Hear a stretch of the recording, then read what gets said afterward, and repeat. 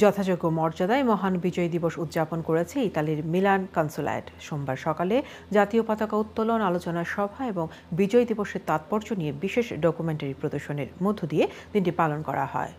অনুষ্ঠানের শুরুতে পবিত্র কোরআন তেলাওয়াত করেন এজিএম জয়নাল। পরে মুক্তিযুদ্ধে শহীদদের প্রতি শ্রদ্ধা জানিয়ে তাদের আত্মার মাগফিরাত কামনা করা হয়। মহান বিজয় দিবস উপলক্ষে মহামান্য রাষ্ট্রপতি, মাননীয় প্রধান উপদেষ্টা এবং মাননীয় পররাষ্ট্র উপদেষ্টার বাণী পাঠ করেন কনসুলেট কর্মকর্তারা। আলোচনা সভায় মিলান কনসুলেটের কনসাল জেনারেল MJH জাভেদ বিজয়ের তাৎপর্য তুলে ধরেন। এসব উপস্থিত ছিলেন ভাইস কনসাল তাজুল ইসলাম ও শ্রম কনসাল সাব্বির আহমেদ। 10 বছর পর এই অনুষ্ঠানে অংশগ্রহণ করে মিলান বিএনপি দলের সভাপতি হোসাইন মোহাম্মদ মনির সহ অন্যান্য নেতৃবৃন্দ বক্তব্য দেন। উপস্থিত ছিলেন আবদুল্লাহ আল মামুন, আনোয়ার ব্যাপারী, নুরুল ইসলাম জুয়েল, ওসমান গনি এবং সাংগঠনিক সম্পাদক রুহিন আহমেদ।